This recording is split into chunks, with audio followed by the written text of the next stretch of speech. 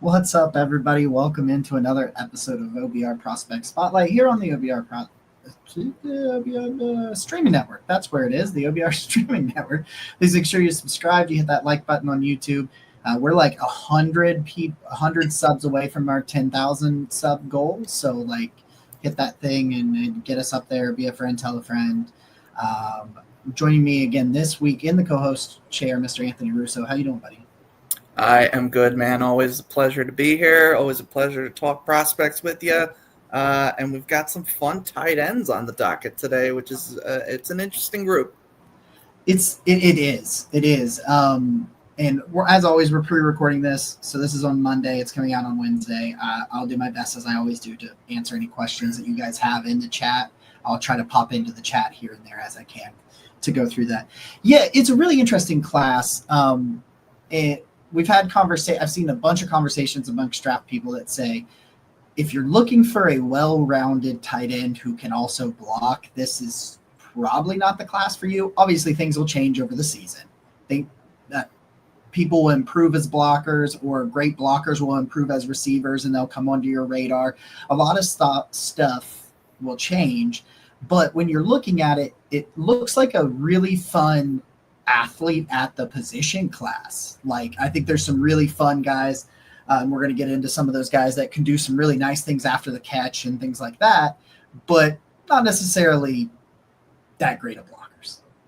Yeah, I'm with you. I mean, I don't know the three that you have you plan on talking about, but just speaking for the three I have and the class as a whole, yeah, a lot of good pass catchers that can make something happen after the catch.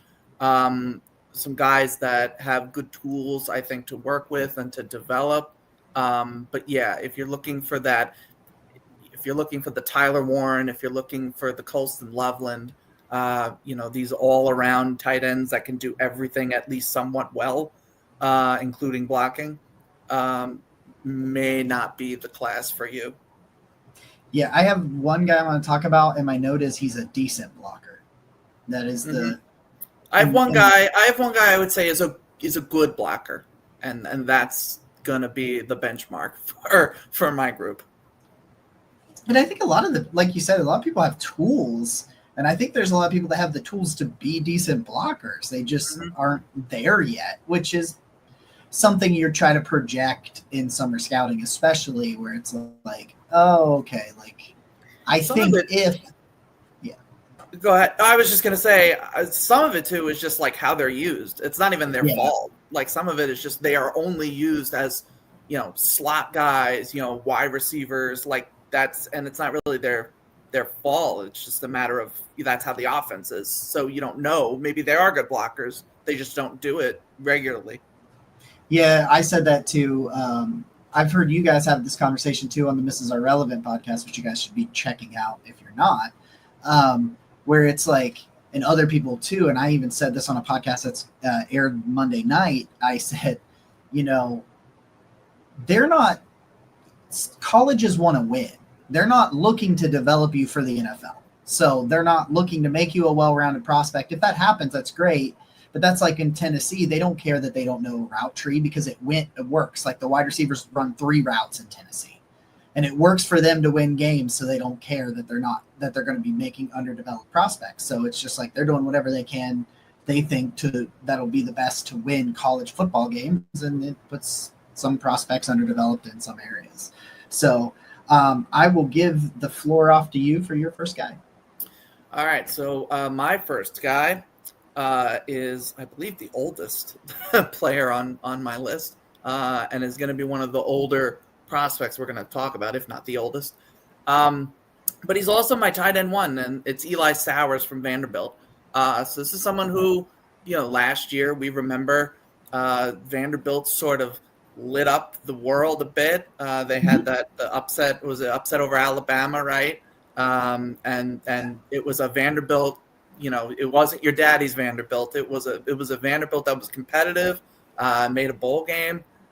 Like they had a sort of a rejuvenation, if you will, and a big reason was Diego Pavia, the quarterback, who was a man's man at quarterback, and his favorite weapon him down to who was Eli Stowers, who is a graduate senior, and it is sort of, you could have seen him coming out last year after having a big season. But he decided to stay in school. He really wants to get Vanderbilt over the top and sort of refine his skills. But this is somebody who is a quick and fluid player. I've seen he's been listed at 6'4", 235. The official measurements I have is 6'3", 240. But either way, you can kind of get a feel. This is a smaller guy, undersized, you would say, for the position. But he's very much it sounds almost cliche, but very much in the Harold Fannin, school of tight end build, where it's going to be this smaller guy, but you can deploy him in several different ways. His best asset to me is what he can do after the catch. I think once you get the ball in his hands, he has the fluidity and quickness to make guys miss. But he's also not afraid to put his shoulder down if he needs to. I think his hands are very smooth, very reliable. He has a good feel for getting open in zone coverage looks. I wrote down, we talked about the blocking. I wrote down not a bad blocker for his size. So, he's trying. He tries. We got to put some caveats on it. We got to remember, again, 6'3", 240. You're not expecting him to be a solid inline guy, but he can. I see a world where he can become a decent enough blocker. That's how I will put it for him. I think the big things that I want to see, him improve on. Contested catch is just not his thing. He can easily easily find himself having problems with bigger defenders and guys who can play the ball well. I also thought he was a bit inconsistent at times with his routes and how clean they were and how crisp they were. So things like that. I don't think he's going to light the world on fire. And I mentioned before, he is my tight end one, but there's no Tyler Warren, there's no Colston Loveland. So this is someone who I would say right now, the ceiling is top 50.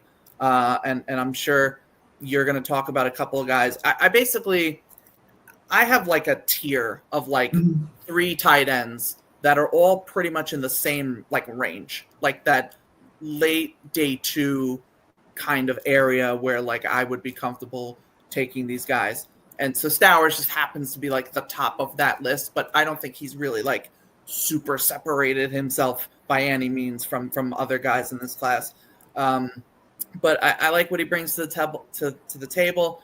And I think he's a good athlete and can be a solid weapon in the passing game.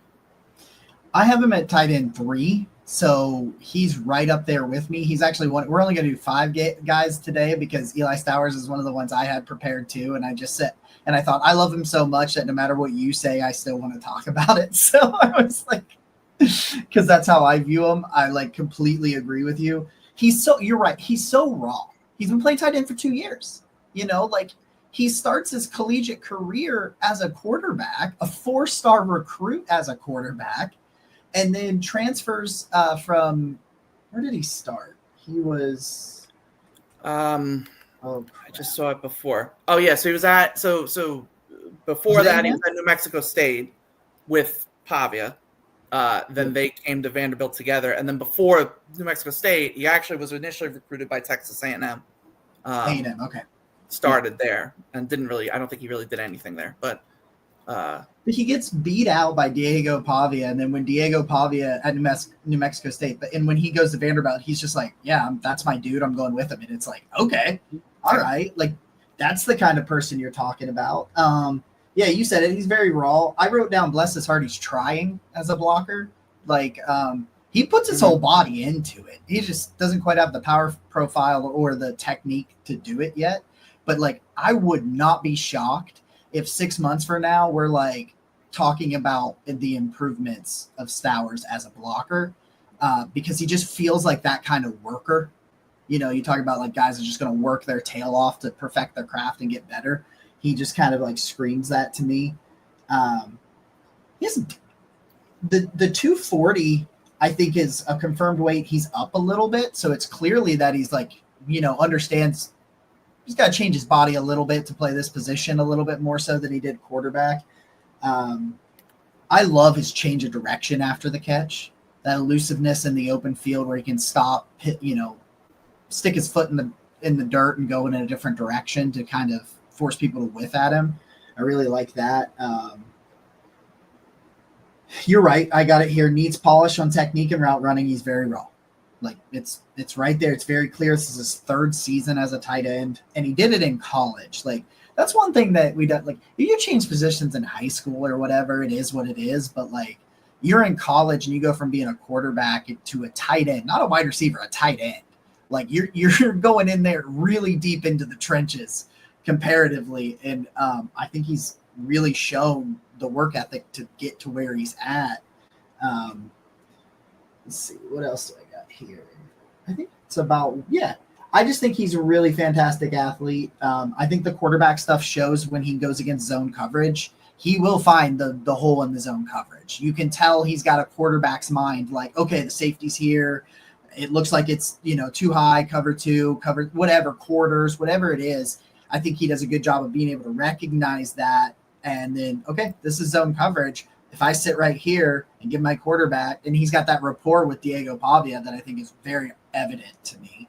And do they do some of that Patrick Mahomes, Travis Kelce, where they know where each other's going to be and he knows how to just find the hole and he sits there and Pavia finds him? Yeah, I think he's that kind of guy because he's got that kind of savvy to him. Just very raw. He's just very raw. So we'll see where he goes from there.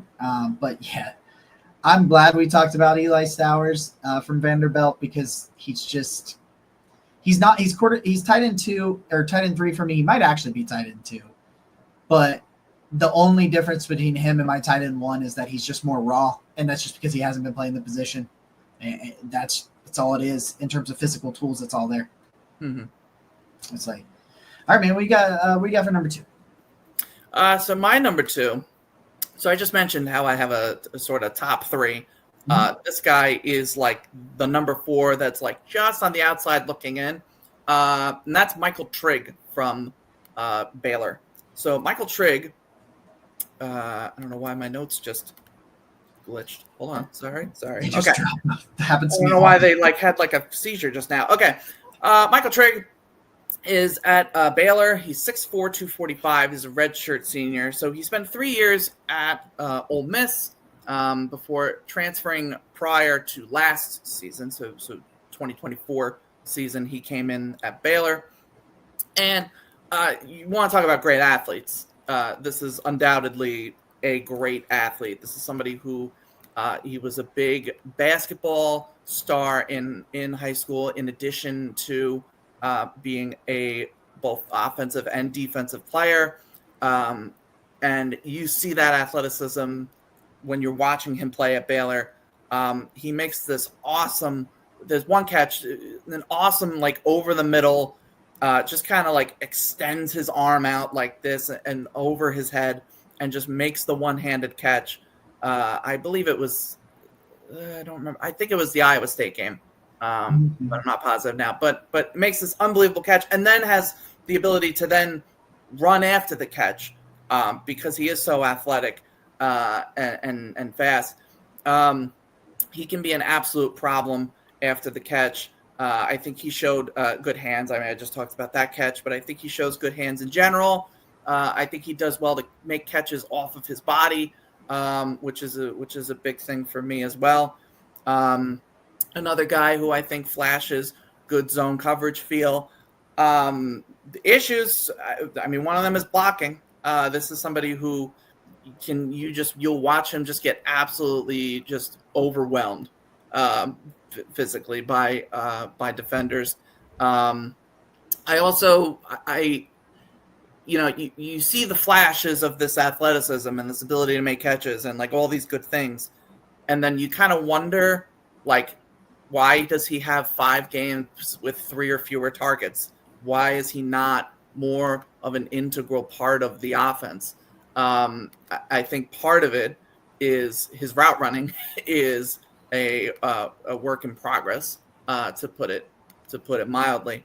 And similar to Stowers, and you were kind of talking about this, like, Michael Trigg is a 5th-year senior, right? So why have you still not, you don't need to be like the greatest route runner I've ever seen, but it feels more behind than it should be for someone who's been in college as long as it has. Now, I will say too, I mentioned the 3 years prior to Baylor were at Ole Miss, where lack of route running acumen is something that we've heard before from Ole Miss receivers, and that's just sort of how the Lane Kiffin offense is built and designed.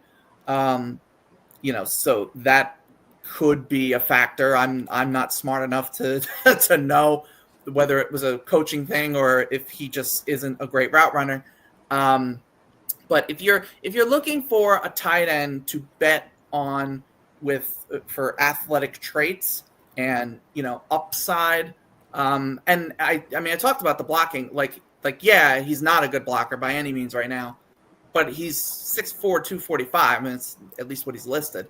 So, if that is accurate, that's not like a terrible frame. That's like a frame that could have some success as a blocker. So, we'll see how he does this year, and if that's something he works to improve on.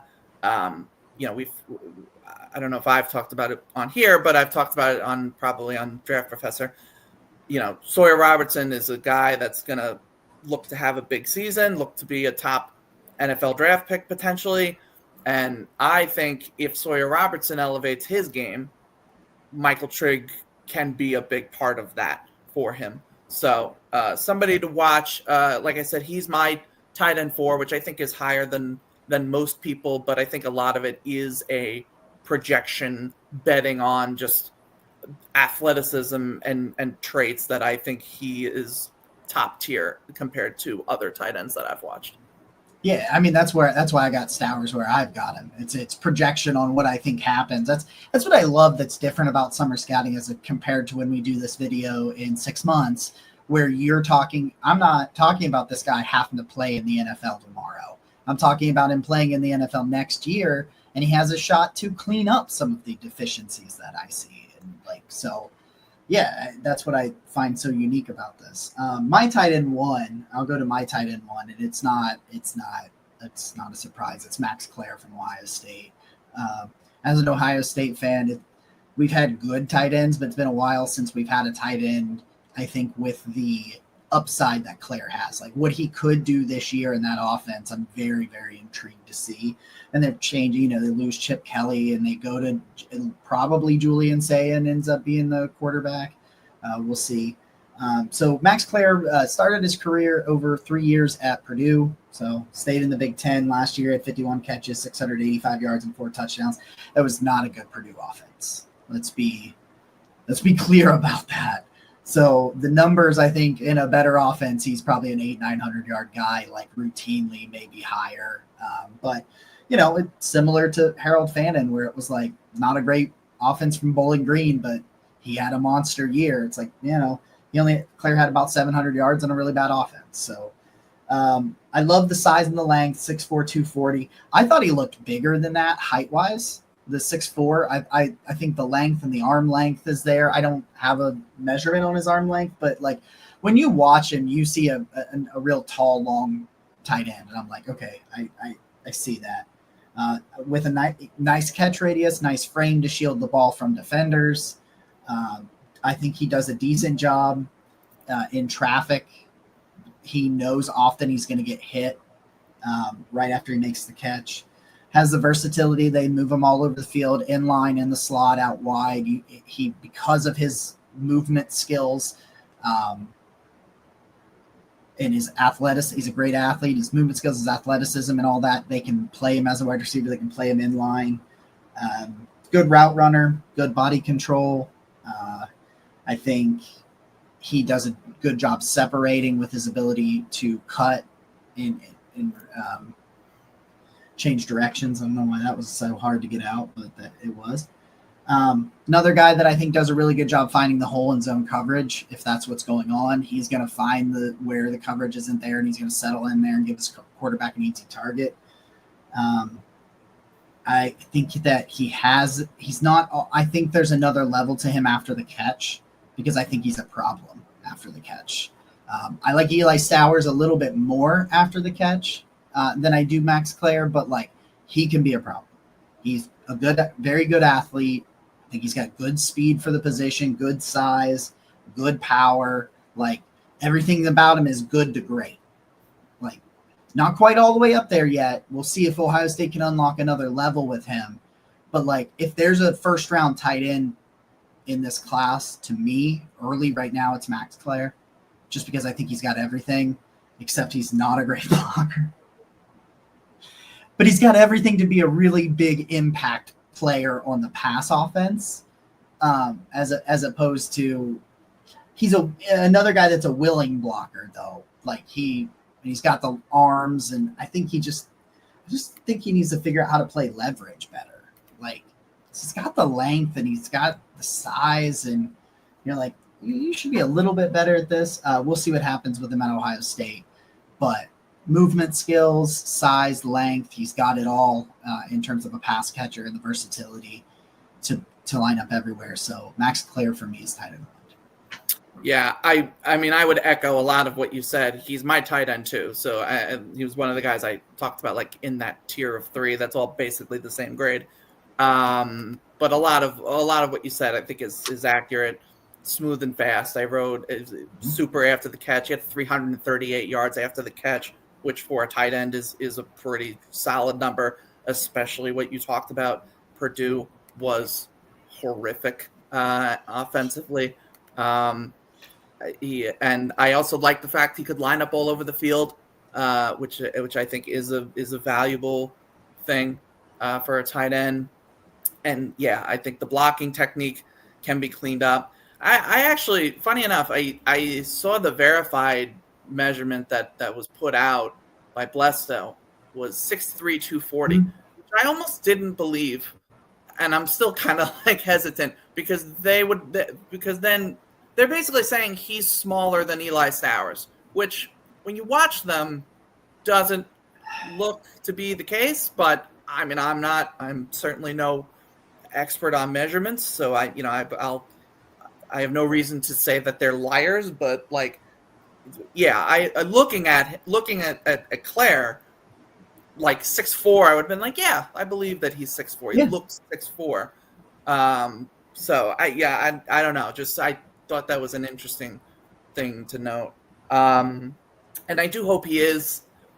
I want him to be over 240 because I think Purdue like had him listed 236 for the longest for their on their school website. And I don't know. I know the league is changing and like how tight ends are used is changing and all that stuff. But like, I don't know. I still just can't. 236 just still isn't quite what I'd want ideally in a tight end. But I'm with you. A lot to like, and I won't be surprised if come next April I'm saying he's tight end one, especially given the offense that he's in now. Compared to what he had at Purdue, it's literally going to be night and day. So, yeah, and I'll be interested to see his usage, just because I'm sure they'll continue to work with his alignment versatility to move him all over. But I'm really interested to see what Ohio State does in that sense. So, all right, man, your last guy. My last one, who I would say is actually very different compared to the three that we've talked about so far. And that is Miles Kitselman from good old Tennessee. So Miles Kitselman is listed at 6'5", 256 pounds. So this is your very traditional, bigger tight end I talked about, I don't remember if we were on air when I said this or if this was before we came on, but I said that there's one tight end I'm going to talk about where I'm going to say he's a good blocker, and this is him. He is actually a very reliable run blocker, which again, I mean, relative to this class, it's not like he's not the greatest blocker ever, but he gets the job done. I think he's fairly athletic for his size. You'll also see him line up like significant amount of time as a fullback, which is also fun and interesting. But the best thing about him to me is he is a big body target with a very, very sizable catch radius, solid hands. He had 0 drops this past season, and I think we know about the Nico Iamaleava, inconsistencies that he had, particularly with the sort of short and intermediate passing game, which is kind of like that's Kitzelman's bread and butter. So I think if he gets more consistency, I'm blanking on who their quarterback is now, but if he gets more consistency in the short and intermediate passing game, I think he will stand to benefit from that. He's not a great separator. Again, I talked about like good athlete for his size, but by no means is he like, he's not a Max Clare, he's not a Stowers, he's not Trigg. Like, no, not that level of athlete by any means. And you don't expect him to be at 6'5", 256. So he's not going to be a great separator. He's not going to win, on seam routes and as a vertical threat. I also, another guy I kind of want to just see clean up the routes in general. They feel not as strong as I'd like them to be. And I'd like to see a better feel, to be able to find spots in zone coverage. But big, if you're looking for big body guy that can line up in line, and be a blocker and also just go out for a pass and your young quarterback can throw it. And even if it's, even if he's covered and even if he's not open necessarily, he can still be open because he's just so big and has such a great catch radius. So he's somebody to watch. And again, I do think if the Tennessee passing attack can get some more consistency, and find some more rhythm in the short and intermediate game, Kitzelman can emerge as a guy who could, I'll say, like, could crack the top 100 is kind of where I'm placing him as sort of his upside for the draft. You can never have enough depth at tight end where they have a huge catch radius, because especially when you're talking about tight end 2 and tight end 3 on your roster, you really are looking at some of those guys that in those short yardage, red zone situations, you get in goal line play action, you throw it up, and you got a guy that can elevate and go get it and that sort of thing. I think is kind of an undervalued aspect of roster building. I think it's undervalued because I love having a tight end like that. And my final tight end is like that. And I know I'm probably a little bit of a madman. I don't know where he's at in my rankings. I know he's somewhere in the top 5 because I don't have full-blown rankings yet. I'm still piecing things together till the season starts because I just have not gotten to as many people as I want to get to is the problem. So, but I'm pretty high on Tanner Koziel from Houston. I think I'm much higher than a lot of people. I saw someone, a friend, call him tight end 11 and the worst tight end he had watched this summer, and that really hurt my feelings. So much higher on him.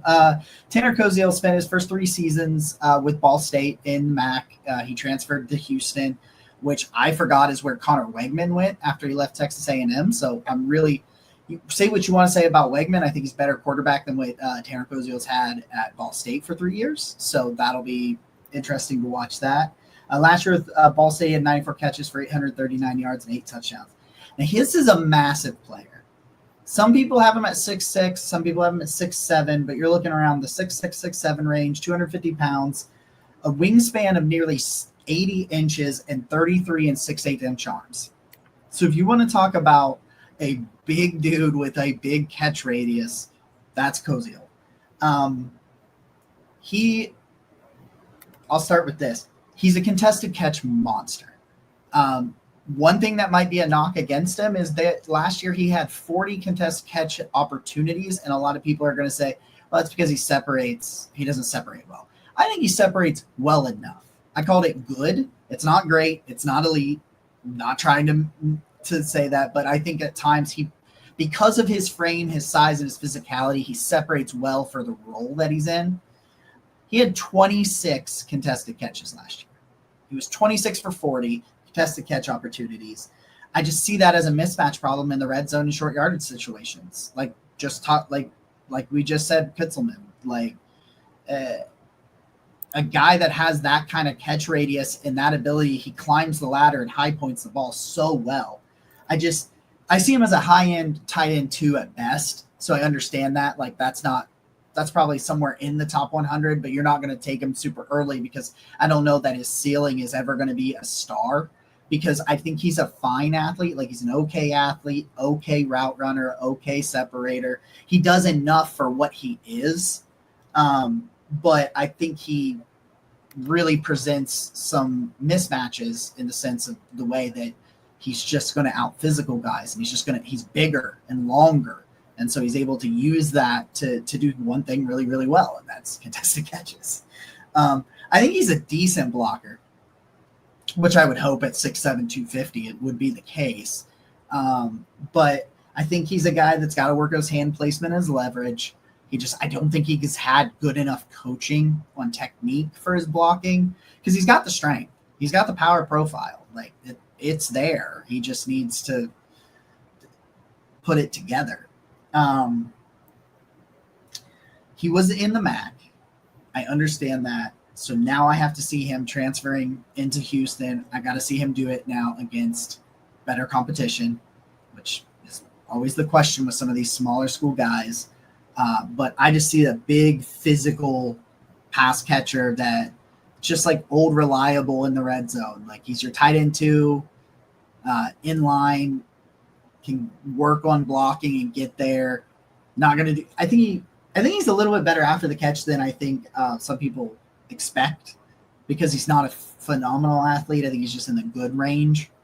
But I think he separates enough. I think he does well enough after the catch. I think he can be a real weapon, not in the sense he's not in the same talk of Trigg or Stowers or Claire or anything like that, but he can be a really high quality depth tight end. And I want to see what those contested catches look like this year. I'm just curious, because Wegman will give him those chances. Wegman will throw him up there too. Oh yeah, for sure. As much as Wegman had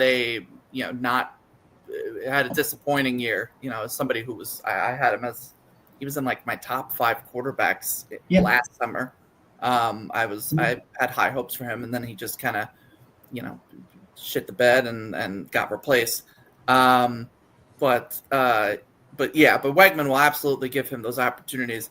And the first note I have for Tanner, insane contested catch weapon, and you're not going to find insane much on my scouting reports, but undoubtedly, 26 contested catches was wild.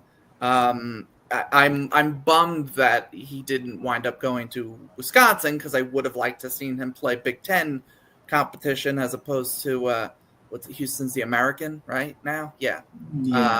So I would have liked to have seen the better competition, but I guess it's better than MAC competition. So we'll see what happens. But he screams, elite red zone threat guy, like a less athletic Mike Gesicki, like just a big man that's just going to be your red zone tight end that can high point the ball and make the contested catches, for which is not by no means is that it's not a bad role to have in the NFL. So you love to see it. It's a role that's the thing. You have to piece together some of these guys as role players to round out your roster. And he can do that. Anthony, I appreciate you so much, man, for making time for me today. So, but real quick, before we jump off here, please tell everybody where they can find your stuff. Yes, sir. You can find me at Anthony_Russo97.